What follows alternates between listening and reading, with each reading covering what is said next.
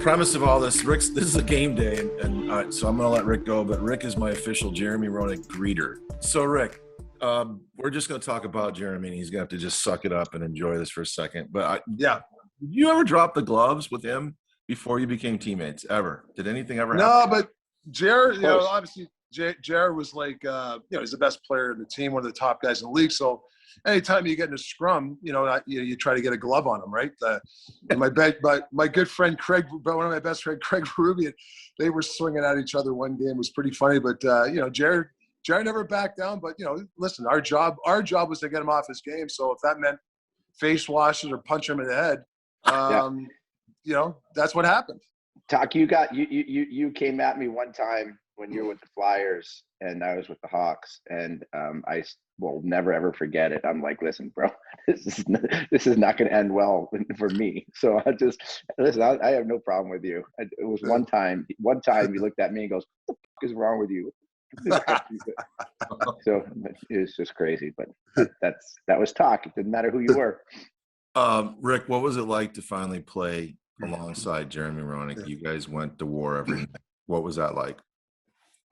Well, the thing that, listen, there's so many good things I could say about JR. And obviously I'm biased because I know him. He's a close friend of mine. But like the one thing you could say about JR, and I've been in the league 30 years. So if you're talking about, and I call it being ready, if you have to go meet a cancerous kid, JR is ready to do that. If you're asking him to be in a team meeting and say the right thing, he would do that. If you need him for a game 7, he'd be there for you. If your car, it's 3 a.m, you need to get picked up, he'd be there. So there's not a lot. I shouldn't say there's not a lot of guys. There's a lot of guys that would do that, but they're hard to find. And that's the one thing I could say. Jeremy was ready for anything, and he'd be there for you, whether it's a teammate or, like I said, I don't know how many times I've seen him brighten a sick children's hospital. Like, he used to do that stuff under the radar.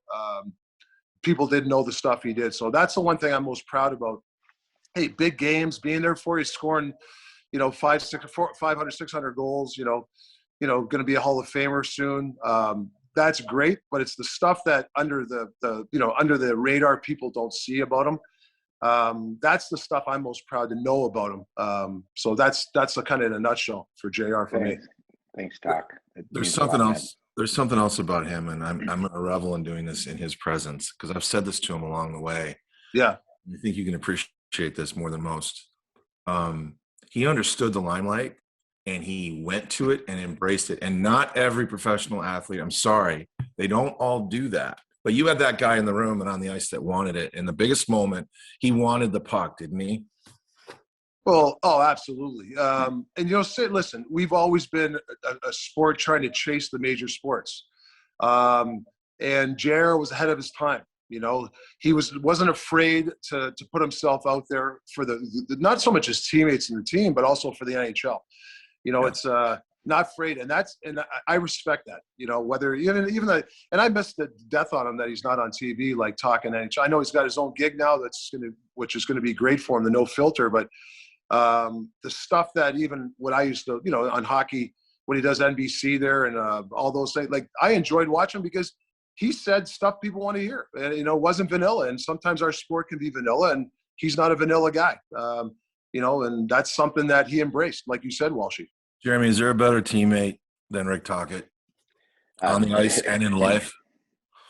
Well, I've spoken so many times about who my favorite teammates in my life were, and I've had tremendous amount of great teammates, and it's always the same. The same 3 always come up in my life, always. It's Chris Chelios, it's Rick Tocchet, and it's Keith Tkachuk.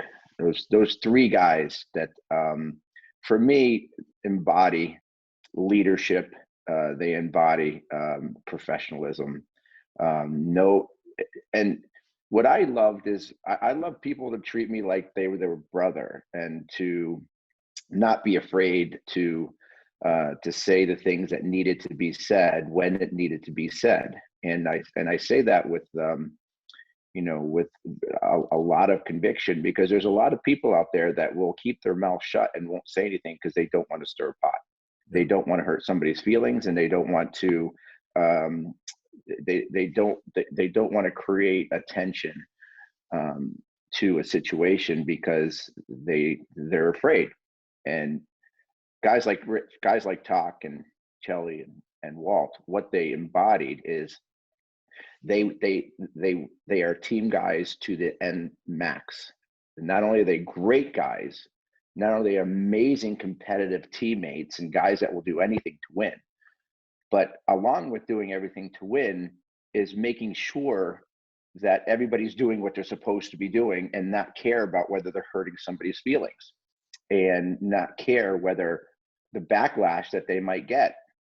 It's the bigger picture is more important. And Tock is a perfect example of that. You can ask any player that played with Tock. I bet you every single teammate that's ever played with Rick Tocchet will say, he's an amazing person. He's a great teammate. And he's an amazing competitor warrior who he did everything for the team. And that's you can always count on him, and that's why he's become one of my closest friends and somebody that I look up to and I respect. And there's very few people that I hold on a pedestal, on a platform to where, what I look up to, what they do, what they say, and what they tell me, I really take to heart. And Tock has always been one of those guys, always, and still is. And I'm proud as hell of him, what he's doing with this team in Arizona and what he's doing with these young kids and how he's turned this franchise around on the ice. Well, Jerry, Walsh is too kind, but it's funny because JR's name came up the other day. So when I played with JR, we lost a couple of games. And JR in the morning, very bubbly guy, very positive guy, guys that you have to have in the room. And I remember he came in one day at a coffee. Hey, good morning, guys. We lost a couple of games. When guys lose, they're grumpy, whatever. And nobody says anything. And I remember JR goes, good morning, guys. And nobody says anything. JR got really mad. He goes, hey, when I say good morning, excuse me, look me in the eye, say good morning. Like, the sun's shining.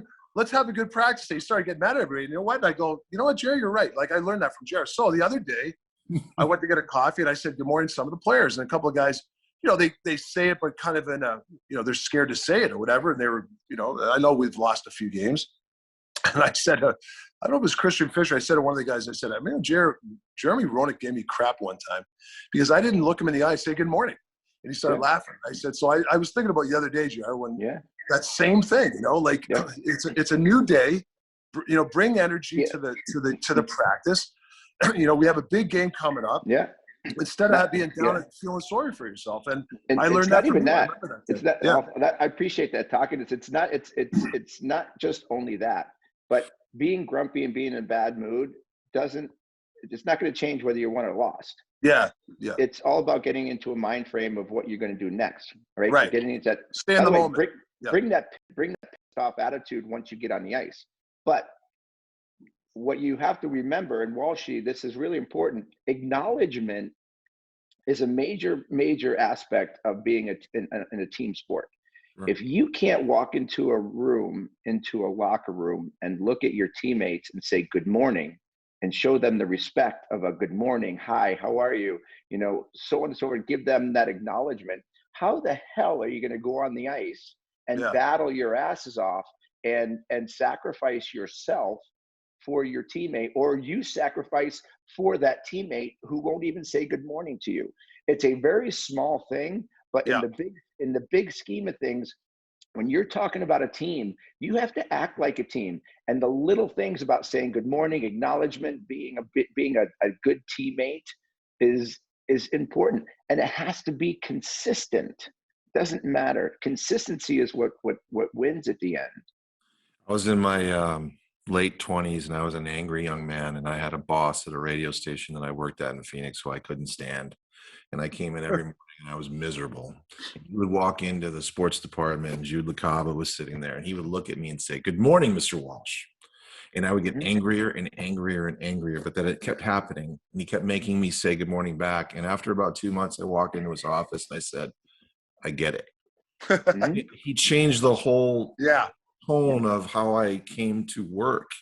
Yep. I was bringing misery and, I was just being angry, and I get it. I absolutely get it. And it's a great reminder. All right.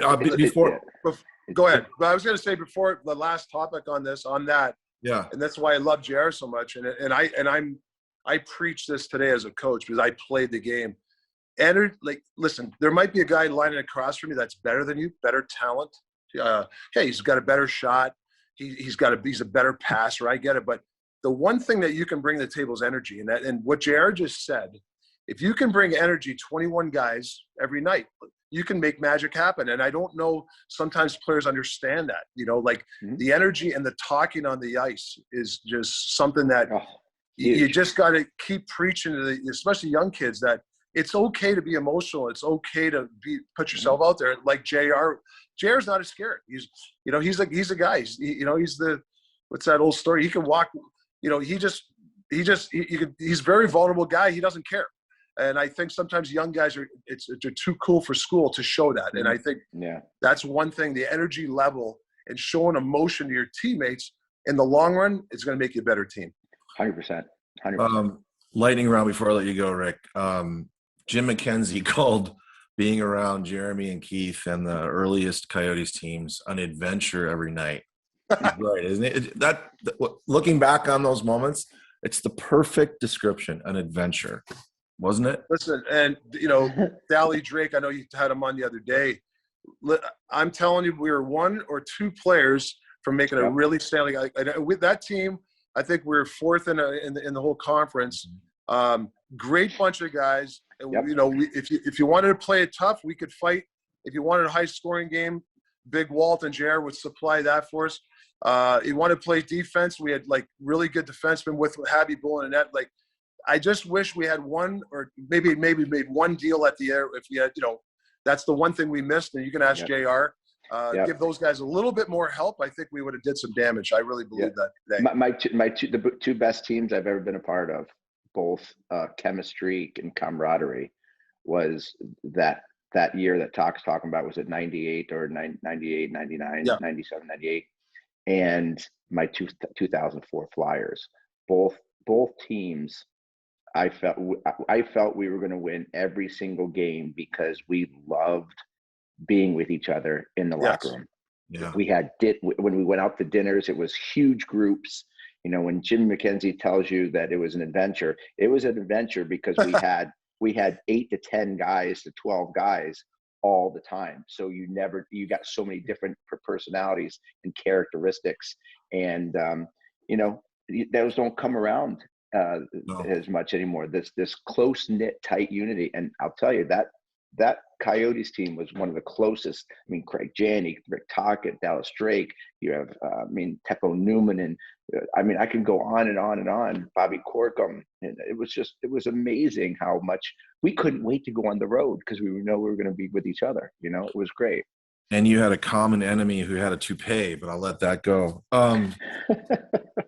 Rick, can you confirm or deny quickly, were you in the card game coming back from Dallas when Jeremy Roenick had a shattered face and jaw, spitting blood into a cup before he went into facial reconstruction surgery? Were you in that? It was. Okay. All right. Yeah, it was. You ever see that cartoon when the guy, the jaw's like an accordion? That's what it was like. Trust me. It wasn't a pretty sight. I'll tell you that. Okay. Last thing with you, Rick. Hey, Walshy, real quick. Yeah. One thing I suggest nobody ever do is hide in the locker when Rick Tocchet comes in to get changed in the morning. I did that one time, and he punched me straight in the chest. I almost had a heart attack. All right. I jumped out of his locker. I can see that. Someday when I have a lot of time, I'm going to read these to you guys. I keep everything because I know that at some point something's going to come up. But these are 4 letters that you guys all received. We all did, from the Embassy Suites, Raleigh, Durham, dated January 25th, 26th, 27th, 2000, when we were snowed in for 3 days. Don't know what you're talking about. Okay, I'm just gonna let that go. I just want you to know it's out there. It's in Todd's garage. I remember I tied 2 tennis rackets to my feet so I could walk up to the the gas station. Yeah. All they had left was chapstick and beef jerky by the time I got there. That's all I know. All right, hey Rick, this was the best greeting we've had on this series. I can't thank you enough. I know you got your world's on fire right now and you got more important things to do, but I thought it was important that you set the table for Jeremy Roenick. So I appreciate that. Well, there's no better guy, and there's only to be great things in the future for that kid. I'll tell you that. Thanks. So, Thanks, buddy. I all love you. right, I love you. guys. Good Love luck, you too. buddy. Good Walsh, luck, you're Todd. the best. Jerry, you're the best. Talk to you guys. Good luck. Good Thanks, luck, buddy. Cheers. Thanks, guys. All right. Jeremy, you got a minute? You got a coffee? You starting Yeah. to feel a little better? I'm good. I'm good. That was really nice. One of my favorite people of all time. Of all time. I want you to know I thought long and hard about that, and there were a lot of different ways I wanted to turn, but in the end, there was only one guy, and it was Rick. That's it. That was it. Yeah. Okay, we're going to do a little bit of This Is Your Life, Jeremy, and I'm just going to start with where are you, how are you, and tell us about the hits hard on nofilter.net. Yeah, I'm doing great. You know, I'm living in San Diego right now, and you know, this whole COVID year has been rather difficult on my family as well as it has been on a lot of people's. You know, my dad passed away in January. He spent this whole 2020 locked up and secluded because of it, dealing with cancer. So that was difficult. But on top of that, you know, we got to have my son live with us who missed his senior year of college because of COVID. So when you talk about some of the good things that have happened, we've gotten to have our son Brett, who you know very well, live with us and spend some real good quality time as a family. Our daughter's in Germany, and thank goodness the FaceTime that we can, you know, stay close to her, you know, half a world away. But I'm doing great. I'm involved in a lot of different businesses. Get involved with even more. Staying very, very busy, watching a lot of hockey, more on the computer than on the television because I don't like to watch a certain station that airs it right now. So I'm following a lot of hockey, and you know, my new show No Filter on nofilter.net hits hard, and I also have another one called Drop the Gloves, which is it's keeping me really busy and keeping me I think connected to my fans and connected to people, where I can get my viewpoints out, have conversations with fans, have conversations and hard conversations sometimes that people don't want to talk about. And I think that's what's missing in our world right now is that conversation and that understanding of other people's beliefs, other people's opinions, and, you know, learning yourself. So I love San Diego. I don't know how long I'll be out here for. I'm thinking about maybe going to the East Coast, being close to my daughter, but life is good. Life is good. I'm really enjoying, I'm enjoying a lot of free time myself. Golf game is okay, playing pretty good, playing as much as I possibly can, but I'm living a good life and enjoying it and just trying to stay out of trouble. And Josh Stone and Red Savage, I think, have they already been awesome. on? Yeah. Yeah, I had them on the show on Monday. It was so good. And you know, I know both these kids since they were born. You know, and I've not that I've watched them grow up, but I've seen them and met them as they were young kids and running around the locker room.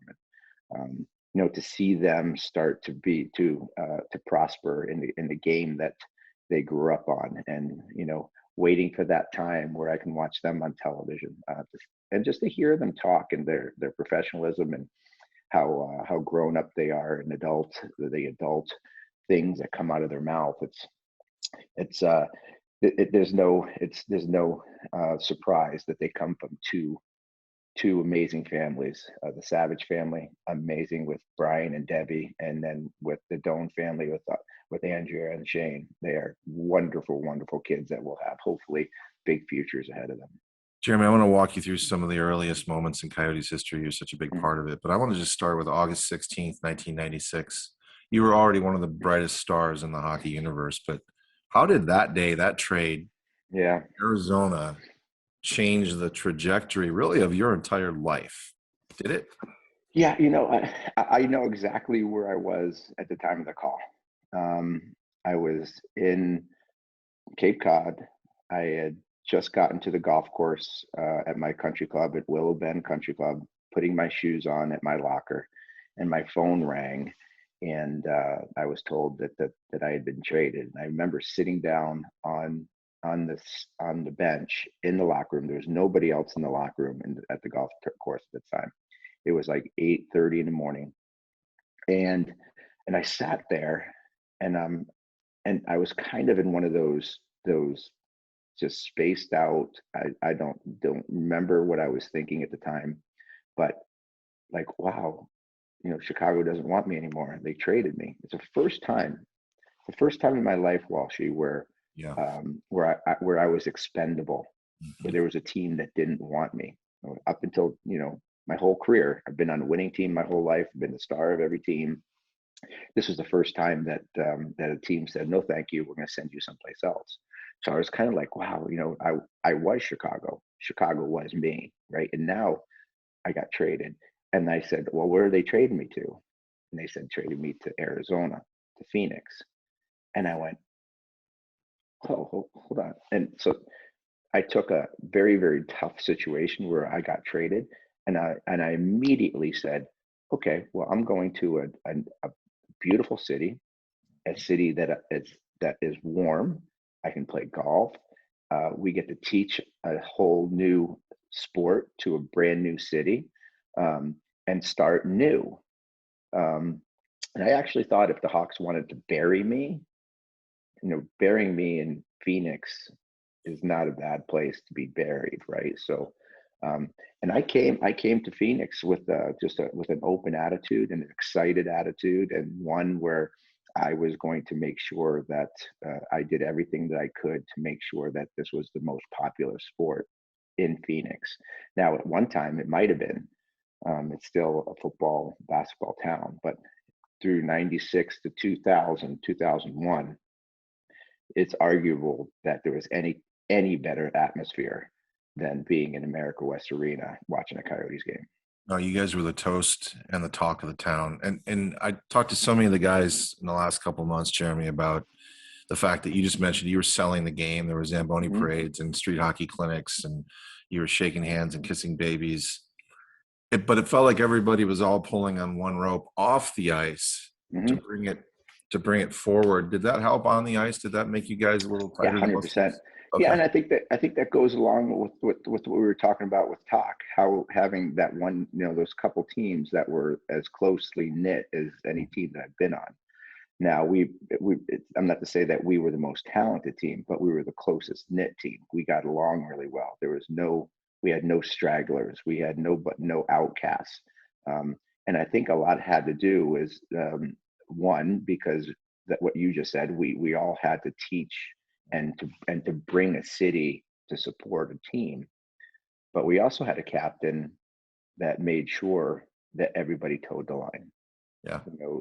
Keith Kachuk made sure that everybody knew their role and everybody did their role. I mean, I remember Keith Kachuk would sit on a bike every single morning, and he would ride a bike. He'd be the first person to the locker room, and he would ride the bike just inside the door where you would come into the dressing room. And every young kid that came in, Walt would say, "What took you so long? I've been on this bike for 30 minutes already. Get your ass going. Why you showing up so late?" Every single day. And that made guys accountable. And Keith Kachuk, he, you know, one of the best leaders of all time. And he did it through not only just the players, but he did it with the trainers. He did it with people that he met away from the game. He took care of people in other cities, and it was that's why we had close knit teams, because of the leadership. How would you describe your relationship with him then and now, on the ice, off the ice? I mean, you, Yeah. there's two huge personalities, two legitimate Yep. superstars in the game. Yep. You're on the same team, sometimes on the same line. And I think everybody wanted you guys to be best friends, but I don't know if that's even possible. But can you characterize it now, looking back? Yeah, I think we're both very hard headed and stubborn, Yeah. and we both wanted that torch.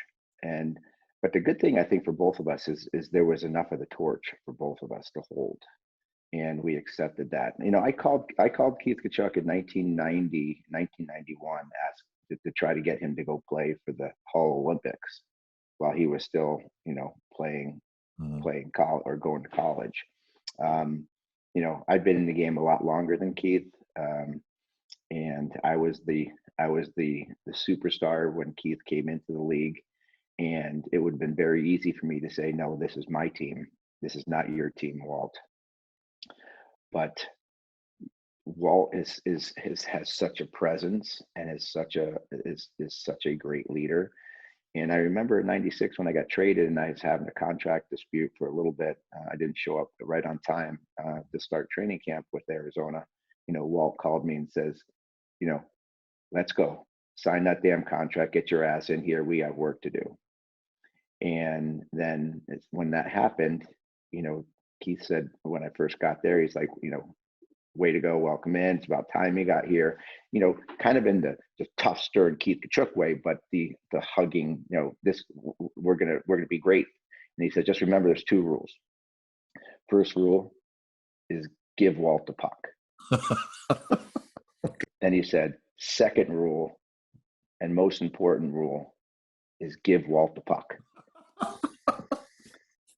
That told me all I needed to know about Keith Kachuk. And from that point on, I knew who was the leader of that team. I knew who the captain was of that team. And even though the media tried to use us against each other, saying, "Oh, well, Walt's team, or Fair did this or that," I think we both knew where we stood on that team. I knew I was a huge part of that team and had a big influence on that team, but I was not the head of that team. That was Keith Kachuk's role, and even Teppo Newman's role ahead of me. Those guys had come from Winnipeg. They'd been on that team. It was their team. That's why Teppo had 27. I didn't ask for 27. I went to 97 from Chicago. I think we respected each other, and we respected what our roles were. And I never tried to let Walt know that I wanted that role. And I think he appreciated that. And we had a great relationship, and we have a great relationship today. We're very, very close friends. And, he gives me a lot of grief all the time, and I give him grief. And, I follow the boys, Matthew and Brady, and it's just, it's a really good, really, really close knit relationship because it started with respect. Keith Kachuk, power forward in his era. Was there anybody better? Ooh, he definitely was one of the best power forwards of all time. I don't know how he scored 440 something 50 goals, with that big lumbering body. He wasn't the fastest player in the world, but he was sneaky creative, and probably I would say the top 3 best net front presence people of all time, Tim Kerr and Dave Andreychuk being the other 2.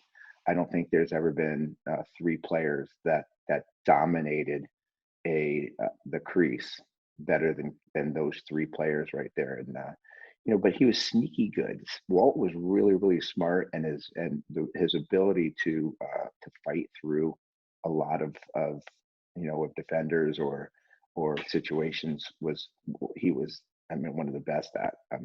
But like I said, the score, when you think of guys like Luc Robitaille scoring 700 goals, when you look at Steve Larmer, who scored like 489 goals or 70 goals, and Keith Kachuk, who scored 540, 550. These guys weren't the best skaters, and they put up those kind of numbers. Even Dave Andreychuk. These guys, they put up those numbers because they were brilliant minds and brilliant competitors, and that's why I put Keith on. Was Dallas Drake the secret sauce and the secret ingredient for you guys? He talked to me about wanting to be on the line, doing anything he could to stay in that line. And then Keith said, if you were struggling, you wanted Dallas Drake on your line. I can't think of a higher compliment. Well, Walt wanted Bally on the line because he wanted Bally to do all the work. He wanted Bally to get in the corner and get the pucks to him. Okay. Remember, first rule, get Walt the puck. Second rule, get Walt the puck. And Dallas Drake was one of those guys who went in there, mixed it up, and made sure that puck came loose so that Walt can get it. And Walt always loved having Bally on his line. He demanded having Bally on his line, and that's a great compliment to a player, knowing that the Hall of Famer, wants you on his line all the time. And Dallas was the glue on and off the ice because he kept people laughing. Mm-hmm. You knew what you were getting with Dallas Drake, and boy, was he a competitor. For his size, he's one of the hardest hitters, one of the most competitive mothers that I've ever played with, but with zero ego. Yeah. And I think that's why everybody loved Dallas. All right, some lightning round moments, if you don't mind. We just brought this up just the other day. Back-to-back hat tricks in back-to-back games. One of them was on Thanksgiving. I mean, it Yep. was How SRO. about the goaltenders? How about the goaltenders I scored them against? Who were they? You know, Well, Wah and who else? Dominic Hasek and Not then bad. Waugh. Yep. So, can you can you just explain what it was like between games in your head when you realized the game was going right through you and it might happen again, Jeremy? That's insane.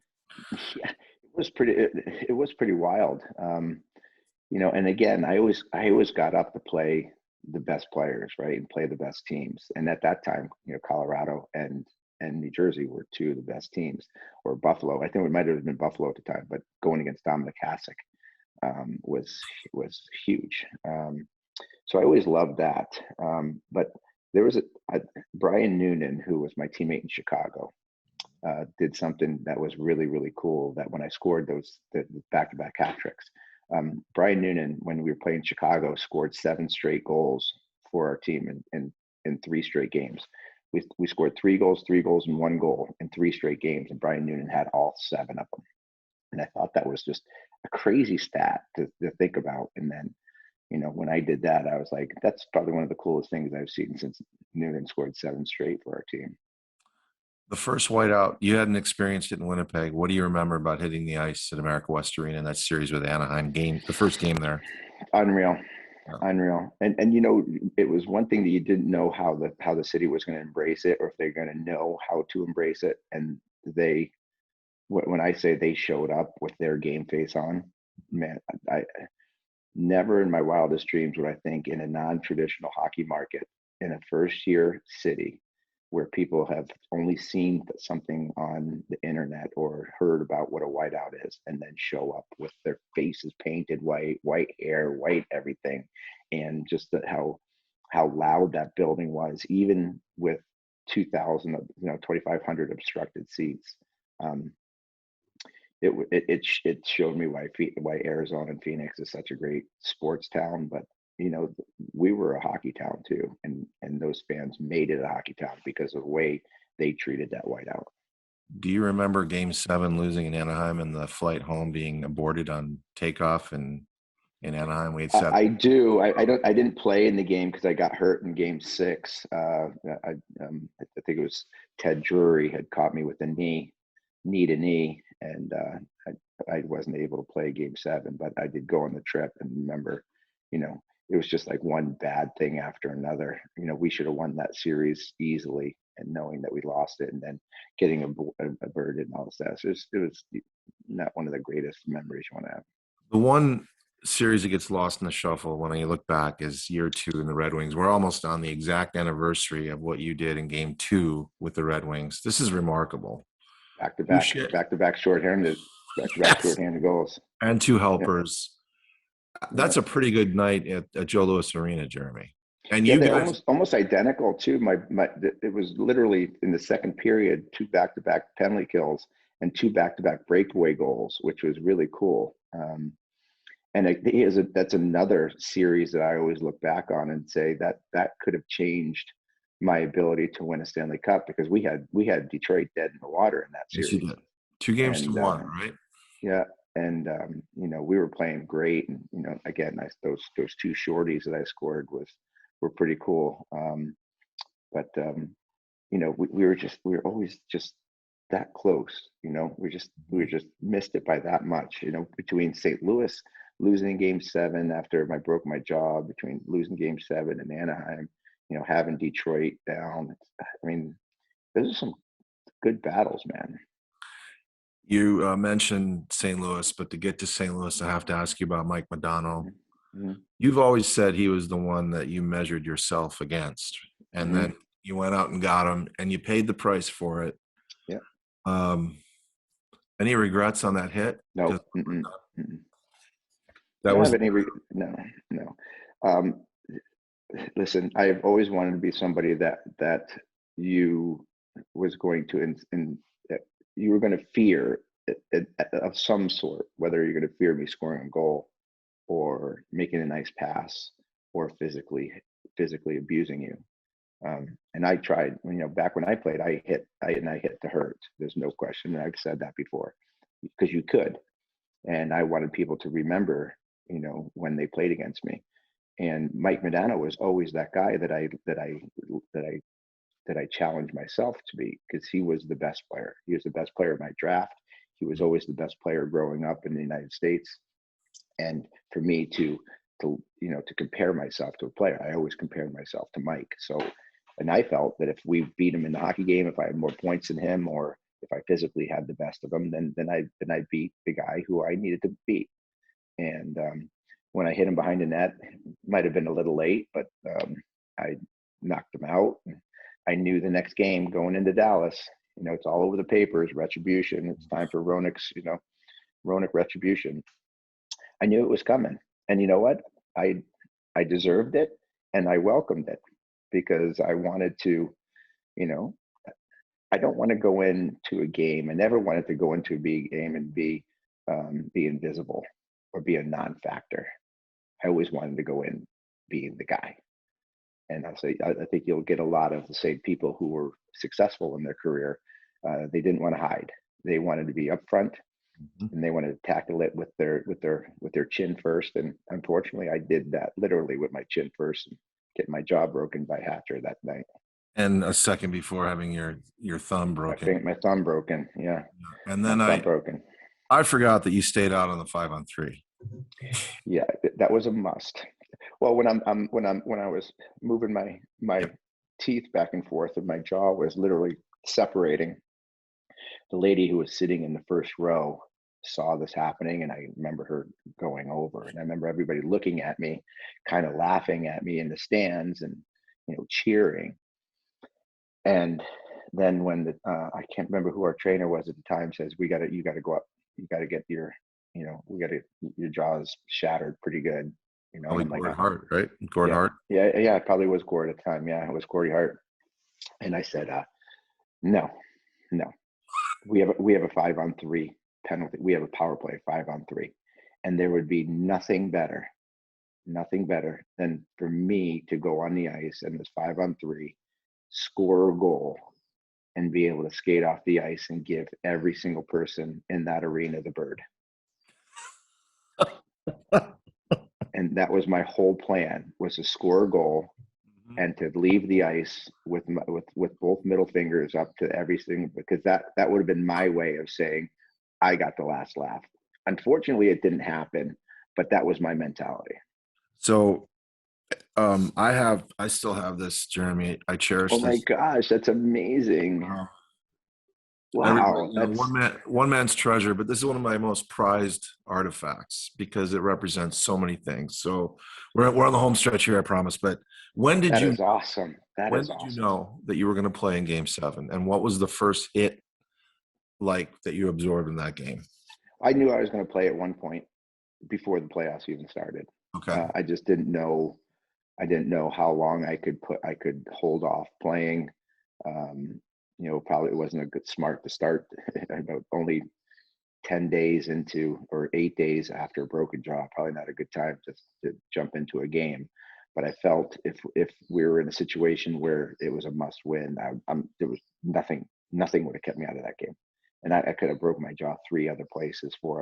I would not care a bit. But if we would have won that game, it would have done so much for the city, would have done so much for that organization, and to allow us to move on. Even if I didn't play the next round, I wouldn't care. But it was that, you always want to be there for your team. You always want to be there to sacrifice yourself. And so in order to win or be successful, Walsh, you have to sacrifice. And I had no problem doing that. And by the way, I wanted to be one of those people who would do something that other people wouldn't do. That's why I jump on an alligator. That's why I catch snakes. That's why I do all this. Because you in order to get the most out of life, I think you have to push yourself to do things sometimes that either you don't think you can do, or you're too afraid to do, or things that other people wouldn't do. And that's kind of how I live my life.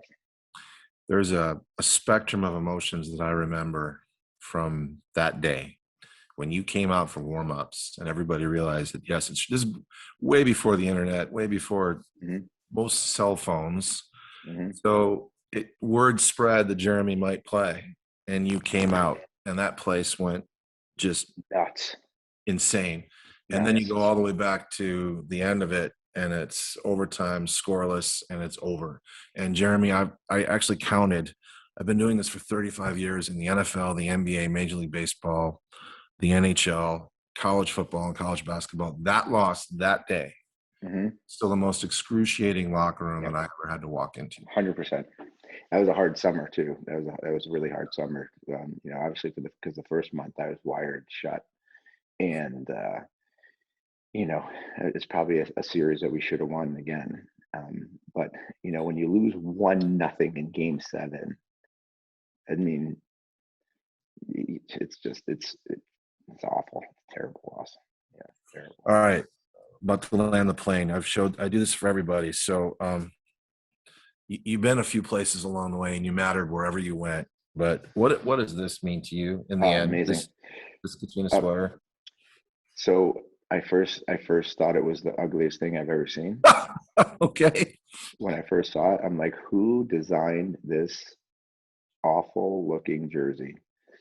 But once you get around it and you walk into a locker room and see it hanging in front of your stall, and it grows on you, that jersey symbolizes Arizona hockey to me. Yeah. The Kachina jersey, I don't think there's a jersey that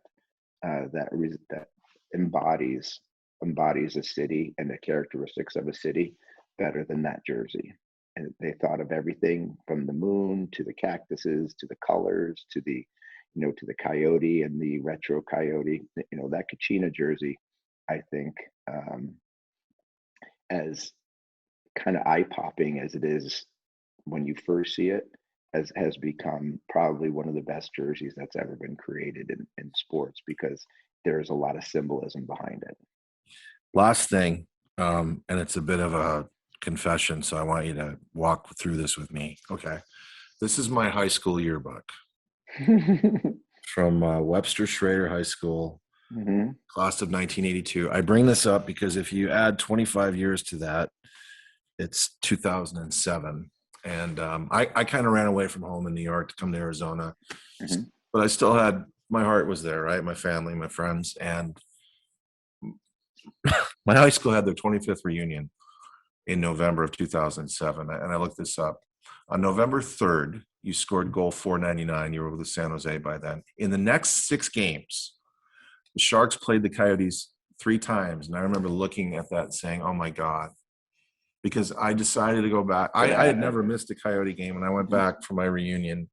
And I sat at a bar called Shorts, which overlooks the Erie Canal. And I looked up and I watched it happen. And I remember thinking to myself, how did I miss Jeremy Roenick scoring his 500th goal? One of the ugliest goals of all time. Yes. Yeah. So if you would indulge with me, because at some point I would have found a way to interview you after you did your San Jose obligation. So can I just say what I would have said to you that night? Yes. Okay. Yes. I would have said something like, Jeremy Roenick, 500 goals the hard way. This one wasn't a work of art, but when did you know that it was in the net? How did you figure it out, and how did it feel? There you go. Well, it went in the net about 5 seconds after I shot it, which shows you how crazy of a goal it was. And I got obviously a lot of help from the Coyotes goaltender at the time. And it was ugly as ugly can be. And it was funny because it was hard to really grasp the celebration because it was such a delayed celebration. Yes. But it was funny. Somebody asked me the day before, a couple of games before, Walshy, they asked me if you get a chance at an empty net goal for your 500th, will you score your 500th into an empty net? And my answer was no. My answer was I would look to pass it off. I would not want my 500th goal being an empty net goal. Well, what turned out was the goal that I actually scored was uglier than an empty netter. So but if you remember, then we were playing a home with the Coyotes. The next night in Arizona, I sniped one far side. That was a bullet of a shot. that was as pretty a shot as you'll see from my 501st goal. Yeah, I missed that. So I kind of switched those goals in my mind. So I made up for the bad goal with a great goal. I missed them both. My follow-up question would have been, and I'll get you out of here on this, is it's my standard line, but Jeremy, if I told you on, I think Valentine's Day, 1989, that you had 499 more in you, would you have believed me then? Would you? Oh, no. No. No chance. No chance. No, I wouldn't believe you, but doesn't mean I wouldn't have tried to get them. I'm guessing you don't have a problem at all sliding over in the Ring of Honor for Leighton Accardo, right? You guys are all. No, you know what? I think it's really important to understand that along with the players that represent an organization, also the fans represent an organization and represent the city. And when somebody can have an impact on an organization and can have an impact on the city, that's just as important as the players that lace them up, that go out and do the things night in, night out to bring that excitement and to entertain the fans. But when what we do is so important and impactful, that we make an impression on young children, on children that aren't as lucky or fortunate, or for health reasons not as fortunate as the guys that are on the ice.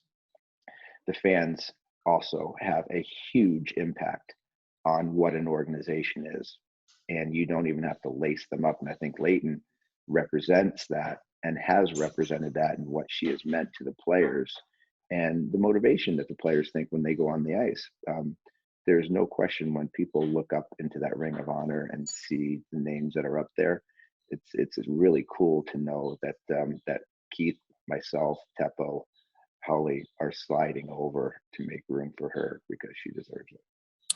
Jeremy, I kept you longer than I promised, but I had lots to get to, and I'm glad we went there. Thank you. Awesome. You're the best, Walshy. Best in the business, buddy. And I do want to say this in conclusion. You helped validate my existence in this sport, in this market. You helped me get rid of my mullet and go from radio to television. It's a very hard sport to comprehend if you don't have a grasp of it. And every single one of you guys helped me along the way figure this sport out, and figure out how it's the best sport on the planet. And I'm very proud to be attached to this group. So thanks, man. You're the best. You are the best, Walshy.